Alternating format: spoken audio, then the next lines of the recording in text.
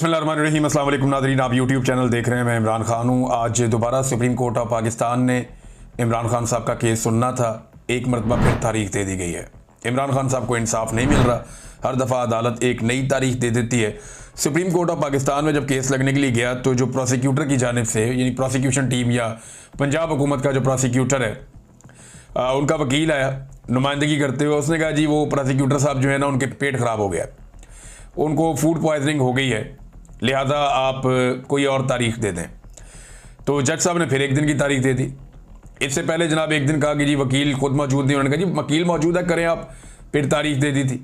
फिर दोबारा एक और तारीख दे दी थी। फिर ये कहा जी क्योंकि इजाफी दस्तावेजात आ गई, मैं पढ़ना चाहता हूँ, मैं कल आऊँगा। फिर तारीख दे दी।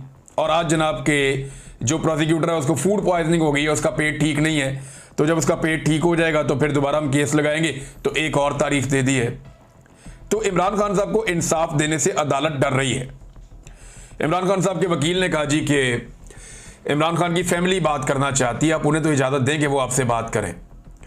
और वो फैमिली क्या बात करना चाहती थी वो भी मैं आपको बताता हूँ। इमरान खान की बहन ने बताया भी है। तो जज साहब ने कहा जी मैं इजाज़त नहीं देता कि इमरान खान की फैमिली बात करे। इमरान खान की फैमिली ने यह बात करनी थी कि इमरान खान साहब से मुलाकातें हमारी बंद करवा दी गई हैं, हमारी एक्सेस नहीं है इमरान खान साहब तक, हमें उनसे मिलवाया जाए, हमारी उनसे बात करवाई जाए। ये कहा था इमरान खान साहब की फैमिली ने बाहर आकर कि हम ये कहना चाहते थे अदालत को, लेकिन अदालत ने इसकी इजाज़त नहीं दी। पाकिस्तान में इंसानी हकूक मुअत्तल हो चुके हैं और जिस इंसान के साथ सबसे ज़्यादा बदसलूकी की जा रही है वो इमरान खान है। जेल से मेरे पास एक खबर आई है और ये मैं आपको जो खबर दे रहा हूँ इसे आप जहन में रखें कि ये वो शख्स है जिसने खुद इमरान खान साहब को देखा है और वो ये सारी चीज़ें बड़े वसूख के साथ उसने मेरे तक पहुंचाई हैं।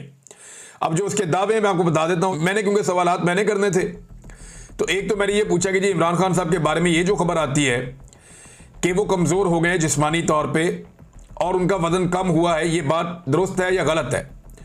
उन्होंने कहा जी इमरान खान जितने भी लोग उन्हें मिलने आते हैं उन्हें यही कहते हैं कि बाहर जाके ये बताओ कि मेरी सेहत ठीक है।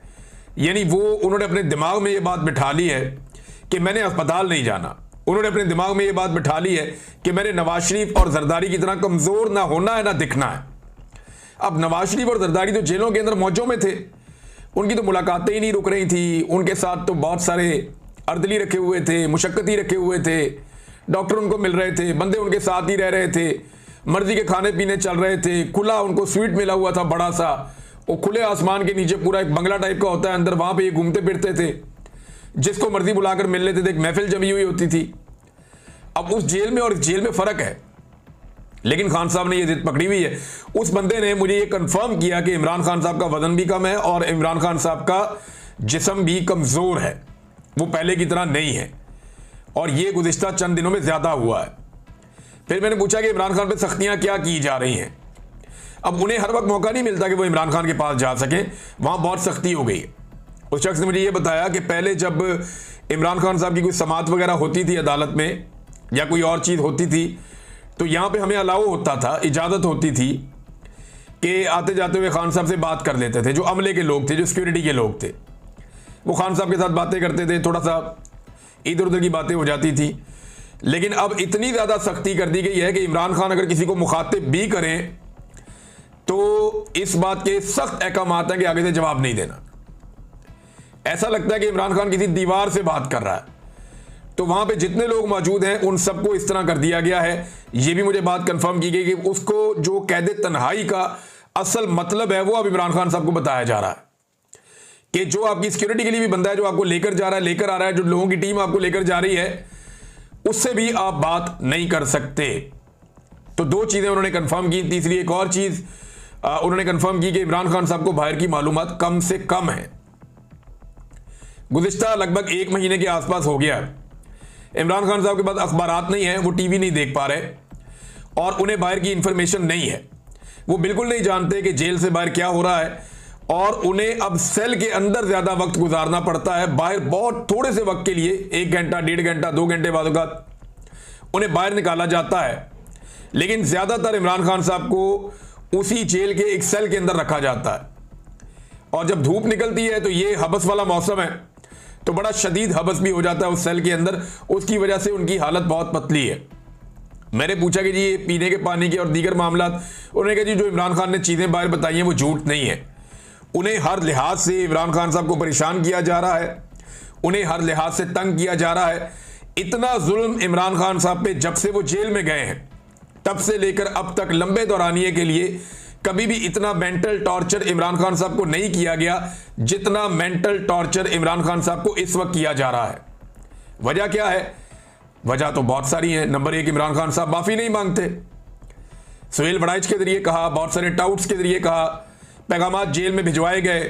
हफीजुल्लाह नियाज़ी के बकौल अमेरिका से कोई ताजर आए, उन्होंने भी कहा यहाँ जो खैबर पख्तूनख्वा के लोग हैं, वज़ीर आला खैबर पख्तूनख्वा या बाकी लोग जो भी पैगाम लेकर गए, खान साहब ने झुकने से और माफ़ी मांगने से इनकार कर दिया। अब उस गुस्से में इमरान खान साहब को इबरत का निशान बनाने की एक कोशिश की जा रही है और इमरान खान साहब डट कर खड़े तो हैं लेकिन बहुत मुश्किल सूरत हाल देख रहे हैं। अब सोचने की बात यह है कि इमरान खान साहब क्या ये सारा कुछ अपने लिए कर रहे हैं? क्या कोई आदमी इतनी सारी तकलीफ अपने लिए बर्दाश्त कर सकता है जबकि उसके बाद ये ऑप्शन हो कि वो जब चाहे मुल्क से बाहर चला जाए, जब चाहे जेल से बाहर आ जाए, जब चाहे चीजें उसके लिए नॉर्मलाइज हो जाएं, सिर्फ हल्का सा उसने सर नीचे झुकाना है और बाहर आ जाना है। लेकिन वो आदमी डटकर अगर खड़ा है तो कौम के लिए खड़ा है और जो उसकी अपनी पार्टी है वो इन चीजों को ऐसा लगता है कि आहिस्ता आहिस्ता नॉर्मलाइज होता हुआ देख रही है। फैमिली जो है वो बड़ा जोर लगाती रहती है, वो कोशिश करती रहती है, वो इधर टक्कर मारते हैं उधर मारते हैं, वो कोशिश करते हैं किसी तरह इमरान खान साहब तक एक्सेस हो जाए, कोई इंसाफ मिल जाए। जबकि जो पार्टी के लोग हैं उनके अंदर तो बिल्कुल वो एक अलग तरह का है। तो इमरान खान साहब की सेहत के हवाले से मैं आपको ये बताऊं कि वो बीमार तो नहीं है, वो खुद कहते हैं कि मैं ठीक हूं, लेकिन उनका वजन भी कम हुआ है और उनको शदीद मेंटल टॉर्चर इमरान खान साहब को किया जा रहा है कि वहां पे जहां चंद मिनट गुजारना मुश्किल है वहां पे इमरान खान साहब को 22-22 घंटे अंदर रखा जाता है और उन्हें पढ़ने के लिए कोई किताब भी नहीं दी जाती कि जिसे पढ़ के वो अपना वक्त पास कर लें। तो ये इमरान खान के साथ किया जा रहा है और ये कर कौन रहा है? मिलिट्री एस्टेब्लिशमेंट कर रही है। मेरा चैलेंज है पाकिस्तान का कोई एक जर्नैल, एक जर्नैल एक भी ऐसी जेल काट के दिखाए। परवेज मुशर्रफ को मौका मिला था जेल काटने का तो वो अदालत जाते जाते रास्ते से अस्पताल पहुंच गया था, याद होगा आप सारों को। तो कोई भी जर्नैल जेल नहीं काटता, कोई भी जर्नैल जेल काट नहीं सकता। जनरल फैद हमीद को बज़ाहिर दुनिया को दिखाने के लिए पकड़ा हुआ है, लेकिन जो खबरें आ रही हैं उसके मुताबिक वो एक बेहतरीन मैस के अंदर जिंदगी गुजार रहा है। उसकी उसके खानदान वालों से मुलाकातें भी करवाते हैं। यानी अपना जर्नैल पकड़ा हुआ तो कहते शानदार तरीके से रखा हुआ है, शाहाना अंदाज में रखा हुआ है। जो खबरें उसके बारे में आती हैं बाहर निकल के, उसके अंदर तो बहुत अच्छी अच्छी चीजें हैं। लेकिन इमरान खान को जो साबिक वजीर आजम है, जो सबका बॉस था इनका, उसको जेल में रखा हुआ है तो सिर्फ इसलिए कि वो एक सिविलियन है, सिर्फ इसलिए कि सिविलियन को कीड़े मकोड़े समझते हैं। तो पाकिस्तान के कीड़े मकोड़ों का सबसे बड़ा लीडर जो है उसको जेल में देखे किस हालत में रखा हुआ है। और ये मैं फर्स्ट हैंड नॉलेज की बुनियाद पे कह रहा हूं। मेरी जिस बंदे से बात हुई है वो मुझे और भी इंफॉर्मेशन देगा, वो इंफॉर्मेशन मैं आप तक पहुंचाऊंगा आने वाले वक्त में। जेल में ये हालात हैं इमरान खान साहब के।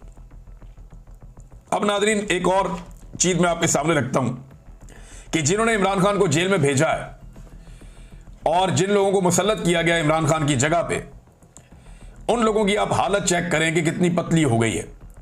अवाम उनको मानती नहीं है, अवाम उन्हें तस्लीम करने पर तैयार ही नहीं है। यहां से टिकटॉकर गवर्नमेंट जो है पंजाब की, ये जापान के दौरे पर निकले और वहां जाके इन्होंने अवाम को चूना बेचना शुरू कर दिया। ये जिस जगह की इन्होंने तस्वीरें और वीडियोस लगाई कि जनाब ये कोई बंदरगाह है और वहां पे स्लोमोस चलाए गए, टिकटॉक बनाकर चलाए गए और भड़कीले लिबास पहन के सारे लोग अलग अलग किस्म के वो वहां फिर रहे थे और बता रहे थे कि जनाब ये हमने बंदरगाह का दौरा किया है। वो पता चला जी वो पब्लिक पार्क है, वो बंदरगाह नहीं है। वहां पे ओवरसीज पाकिस्तानियों ने मुझे फ़ोन करके भी बताया और कुछ वहां पे कैमरा लेकर पहुंच भी गए। उन्होंने बताया जी पीछे जो ये शिप खड़ा हुआ है इसके अंदर बैठ के आप खाने शाने खा लेते हैं।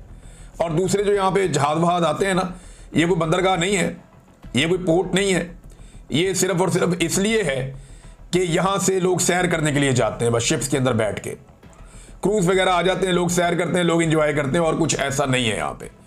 तो नाज़रीन एक तो ये इन्होंने 2 नंबरी की, दूसरा हर जगह क्योंकि पाकिस्तानी पहुंच जाते थे, ये जा भी जाते थे तो पाकिस्तानियों ने इनके नाक में दम किया हुआ था, लिहाजा इन्होंने अपनी गुड्डी चढ़ाने के लिए वहां पे जो इंतजामिया उससे रब्ता कर लिया, सिक्योरिटी इदारों से, और एम्बेसी को इन्होंने साथ मिलाया हुआ था। तो उन्हें यह बताया गया कि जनाब हमारी जान को खतरा है, यहां पे मरियम नवाज साहब आई हुई हैं, ये बड़ी जनाब कोई मकबूल लीडर है, लिहाजा यहां पे जो पाकिस्तानी है उनसे इनकी जान को खतरा है। तो उन्होंने कहा जी जान को खतरा है, कैसे खतरा है, जान को क्या हुआ ऐसा? जी ये हमारे पीछे पीछे आते हैं, पीछे आते हैं, कोई मारता तो नहीं है, तो जान को खतरा कैसे हो गया? अब वो तो सीधा सीधा मुल्क है, वहां पे तो सिक्योरिटी के बड़े जबरदस्त इंतजाम हैं, और वहां पे क्राइम रेट जो है वो आप सब जानते हैं, जापान दुनिया का बेहतरीन मुल्क है इन मामलात में, एक एक चीज उनकी रिकॉर्ड के ऊपर होती है, और उनका अपना एक जमहूरी तरीकाकार है। तो उन्होंने जब इनकी बातें सुनी तो उन्होंने इनको, एक तो ये जहां पे थे अब वहां पे नहीं है, मरियम नवाज एंड कंपनी ये जहां पे गए थे जापान में, ये वहां पे नहीं है, ये कहीं और शिफ्ट हो गए हैं, और इनको उन्होंने अपनी सिक्योरिटी में ले लिया है। तो बहुत सारे ऐसे प्रोग्राम जिनमें टिकटॉक्स बनने थे, बहुत सारी ऐसी जगह जिनके बारे में झूठे दावे किए जाने थे कि जनाब ये भी और ये भी, ये फलां दौरा हुआ, ये फलां दौरा हुआ, तो जितनी नौसरबाजियां इन्होंने करनी थी वो सारी नौसरबाजियां इनकी कैंसिल हो गई। अब आप गौर करें, गुज़िश्ता 24-36 घंटे में इनकी सिर्फ एक मुलाकात हुई थी जो अभी तक रिपोर्ट हुई है जब मैं वीडियो रिकॉर्ड कर रहा हूं, और वो भी इन्होंने दावा कर दिया कि ये बंदा जो है ये वजीर खारजा है। ये नून लीग ने दावा कर दिया अपने अकाउंट से बार बार लिख के कि जनाब ये वजीर खारजा है, और वजीर खारजा है ये जनाब उसका जापान का। तो फौरी तौर पे गूगल करके हम लोगों ने भी देखा, बाकी लोगों ने भी देखा, तो पता चला कि वजीर खारजा तो किसी और शक्ल का आदमी है, और वो तो बंदा ही कोई और है। तो ये किस बंदे को मिल रही है? तो जब तहकीकात की तो पता चला कि मरियम नवाज के साथ जो बंदा खड़ा है ये जापान के parliamentary vice minister for foreign affairs है। अब आप अंदाजा करें, ये vice minister for foreign affairs, minister तो कोई और है। और आपको इंटरेस्टिंग बात बताता हूं कि जापान में सिस्टम काम करता है, वजीर काम नहीं करते। वजीर मौजूद रहते हैं अहम फैसलों के लिए, और कैबिनेट भी मौजूद रहती है, लेकिन वहां पे सिस्टम इतना अच्छा काम करता है कि कोई भी आम आदमी जाके किसी मिनिस्टर को मिलना चाहे तो वहां पे थोड़ी सी कोशिश से मिल सकता है। तो वहां मिनिस्टर से मिलना, पार्लियामेंटेरियन से मिलना, इन लोगों से मुलाकातें करना कोई मुश्किल नहीं है। जापान के अंदर उनके सिस्टम में जो हुकूमत के लोग हैं वो अवेलेबल होते हैं, उनसे आप मिल सकते हैं। लेकिन मरियम नवाज से वजीर खारजा नहीं मिला, और उनका एक जूनियर मिला। अच्छा, और मिलने का मकसद मैं आपको बताता हूं। इन्होंने, पाकिस्तान ने जब रब्ता किया एम्बेसी ने कि जी मिलना चाहते हैं, तो उन्होंने कहा जी किस वजह से मिलना चाहते हैं? तो इन्होंने उन्हें यह बताया कि हम शुक्रिया अदा करना चाहते हैं जापान जो माली इमदाद करता है पाकिस्तान की, यानी जापान ने जो पाकिस्तान की माली इमदाद की है, जो भीख हमें दी है, उसका हम शुक्रिया अदा करना चाहते हैं। तो ये शुक्रिया अदा करने के लिए उन्होंने बुलवाया था, और बाद में इन्होंने खबरें कोई और जारी कर दी, और जो जापान का मीडिया है वहां पे उन्होंने कुछ और खबर जारी की है। वहां की खबर में सिर्फ इतना ही है कि मुलाकात की और उन्होंने शुक्रिया अदा किया, जो जापान इमदाद देता है पाकिस्तान को उसका शुक्रिया अदा किया। कैसे ये नौसरबाज है। और एक और औरत की तस्वीर आई हुई है, साथ वो टिकटॉकर्स की जूनियर है, उसकी जो फोटो आई हुई है वो बैठी हुई है कागज पेन लेके, वो फोटो ही किसी और जगह की है, वो उस मुलाकात की फोटो नहीं है, यानी वो बाद में उसको एडिट करके बनाया इन्होंने कि जनाब ये उस मुलाकात में उन्होंने सारे टब्बर को जाने ही नहीं दिया, उन्होंने अलग से एक मुलाकात की। और किसी प्लांट का इन्होंने, कचरे के एक प्लांट का इन्होंने दौरा किया था, कचरे पे खड़े होकर इन्होंने वहां पे कोई कचरे वाले प्लांट के ऊपर इन्होंने कोई प्रोग्राम बनाया जी कचरा हमने पंजाब का ऐसे उठाना है। और उसके अलावा एक ये शोरूम में गए, जो होंडा शोरूम है, और अब पता नहीं उसे ये क्या बनाकर पेश करेंगे, यानी शोरूम कुछ और चीज होती है और प्लांट कुछ और चीज होती है। प्लांट जो है वहां पे प्रोडक्शन चल रही होती है। बहरहाल ये लोगों को बेवकूफ बना रहे हैं। पाकिस्तान में इसी तरह की नौसरबाजी काम करते हैं। अभी हुकूमत की जानिब से ऐसे ऐसे काम किए जाते हैं, आप हैरान हो जाएंगे। ये जो एक्सपो लगी हुई है ना जापान में, ये बड़ी लंबी चलती है। इस एक्सपो में होता क्या है ये जरा गौर कीजिएगा। इसमें ना मुख्तलिफ ममालिक से लोग आते हैं, अपने अपने स्टॉल लगाते हैं। जापान के लोग और उनकी कंपनियां भी अपने स्टॉल लगाती हैं। यहाँ पे खेलों के मुकाबले भी होते हैं, दुनिया भर से खिलाड़ी भी आते हैं, फनकार भी आते हैं, मुख्तलिफ आर्टिस्ट आते हैं। तो बहुत सारे लोग यहाँ इकट्ठे होते हैं एक्सपो में। एक बड़ा हैवी किस्म का एक बड़ा प्रोजेक्ट है ये जो जापान की एक्सपो है। अब हुआ ये कि जब ये एक्सपो शुरू हुई ना, तो पाकिस्तान से एक हॉकी टीम गई वहां पे, वो हॉकी वाले गायब हो गए। हॉकी वाले वहां पे गए, हॉकी वाले गायब हो गए। उनमें कोई असाइलम लेते फिरते हैं वहां पे। फिर फुटबॉल की टीम गई वहां पे। तो जो फुटबॉल की टीम पहुंची जापान के एयरपोर्ट पे, अब पाकिस्तान की आप निज़ाम और इदारों की कारकर्दगी चेक करें, और जिन्होंने यहां से अप्रूवल दिया आप उन्हें देखें कि फुटबॉल की एक पूरी टीम बनाकर जापान पहुंचा दी। ये मुझे जापान से मेरे दोस्तों ने बताया, वहां खबर भी छपी हुई है। वो ये कहते हैं जी जापान में फुटबॉल की एक टीम पहुंचा दी गई, वो टीम वहां पे जापान में पहुंच गई, एयरपोर्ट के ऊपर ही पकड़े गए सारे। उन्होंने कहा जी आप लोग किस लिए आए? उन्होंने कहा फुटबॉल खेलने हैं, फुटबॉल के प्लेयर हैं। वो सबके इतने इतने बड़े पेट निकले हुए थे। फुटबॉल के प्लेयर का तो पेट ही नहीं होता, इतनी इतनी बड़ी उम्रें, पेट निकले हुए हैं, तोंदें लंबी लंबी निकली हुई हैं, और जनाब आ गए फुटबॉल खेलने के लिए। उन्होंने कहा यार ये तो फुटबॉल के प्लेयर लगते ही नहीं है, ये फुटबॉल कैसे खेलेंगे? ये पाकिस्तान से गई थी टीम जनाब कारनामा करने, और यहां से अप्रूवल होकर पहुंच भी गए वहां पे। अच्छा, वहां जब उन्होंने उनके बैग शैग खोले और खोल के चेक किए तो पता चला बैगों के अंदर से तो कपड़े शपड़े और बेचारों गरीबों वाला सामान। तो ये गरीब गुरबा अपना पैसा पैसा लगा के, अपनी चीजें जमीनें बेच के, वहां पैसा भर के एजेंटों के थ्रू, तो ये सारे फुटबॉल की टीम बना के पहुंच गए, और पाकिस्तान में किसी ने चेक भी नहीं किया। वहां से सारी की सारी फुटबॉल टीम जो है वो डिपोर्ट होकर पाकिस्तान वापस पहुंची है। ये हालात हैं। तो इनके साथ नाजरीन बहुत बुरी हुई है, बहुत बुरी हुई है इनके साथ जापान में, और इनका प्रोग्राम बढ़ गया, वो इन्होंने खुद ही बांट दिया। जब इन्होंने वहां पे सिक्योरिटी मांग ली और उन्होंने कहा जी हमारी जान खतरे में, तो उन्होंने इनको बिल्कुल ही प्रोटेक्शन में ले लिया। और अब जितने टिकटॉक बनने थे वो सारा सिलसिला फिलहाल टिकटॉक बनने का रुका हुआ है। देखते हैं अब ये आगे क्या करते हैं, या कुछ और करने की कोशिश करते हैं। अखबारों में इश्तिहारात ऐसे लगा रहे हैं, ये वाहिद दौरा है पाकिस्तान की तारीख का जो शुरू होते ही कामयाब हो गया।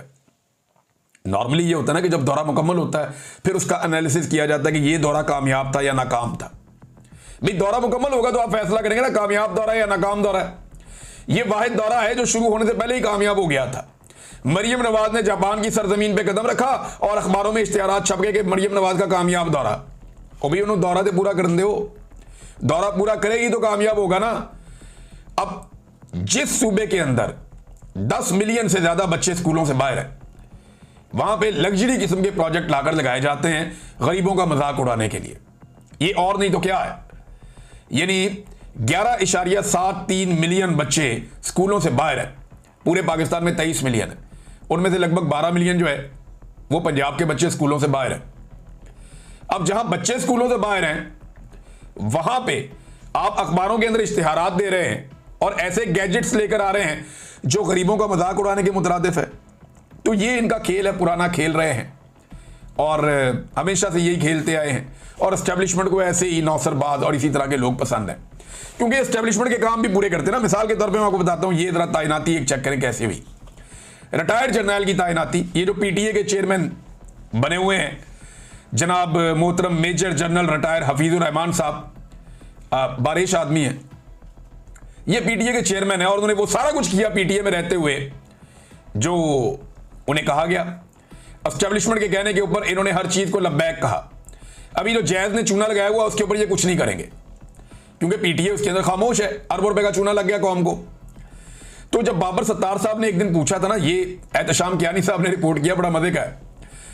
बाबर सत्तार साहब ने जब एक दिन पूछा वफाकी हुकूमत से, एडिशनल अटॉर्नी जनरल से पूछा कि जनाब आप ये बताएं कि ये चेयरमैन पीटीए आपने कैसे लगाया, इसका तरीका क्या है। तो उन्होंने बताया चेयरमैन पीटीए बनने के लिए जो वाहिद क्वालिफिकेशन है, सिर्फ एक क्वालिफिकेशन है, वो ये है कि पीटीए के बोर्ड का मेंबर होना चाहिए। तो ये जो बंदा अभी चेयरमैन पीटीए है ना, major general Hafizur Rahman retired, उन्होंने कहा जी कि इनकी समरी मंजूर होने से एक दिन पहले इन्हें पीटीए का मेंबर एडमिनिस्ट्रेशन तैनात कर दिया गया था। लिहाजा एक दिन के लिए क्योंकि ये तैनात हुआ था तो फिर ये क्वालिफाई कर गया और वजीर आजम ने इनका नोटिफिकेशन निकाल दिया। ये शर्त पता क्यों रखी गई थी कि मेंबर पीटीए होना जरूरी है, ताकि वो बेसिक क्वालिफिकेशन पूरी करता हो और मेंबर पीटीए के तौर पे उसने लंबा काम किया हो, उसको आइडिया हो, लिहाजा उसको वहां से लाके लगाया जा सकेगा। लेकिन इनकी 2 नंबरी चेक करें कि एक दिन पहले उसका एक नोटिफिकेशन किया गया, ये मेंबर है, और अगले दिन उसको चेयरमैन लगा दिया। ये अदालत में जाकर बताया था। तो इस तरीके से तो जर्नैलों को नवाजा जाता है सिस्टम में, और फिर फैसल बाटा जैसे लोग आते हैं और आकर धमकियां लगाते हैं। वो ये कहते हैं सिस्टम डंडे से ही चलेगा, जिसे हजम नहीं होता उसके लिए हाजमे वाली गोलियां हैं। ये वो गोलियां हैं जो 26 नवंबर को इस्लामाबाद डी चौक में चली थी। सिस्टम डंडे से चलेगा, यानी इन लोगों को शर्म भी नहीं आती, ये अपने आप को जमहूरी कहते हैं।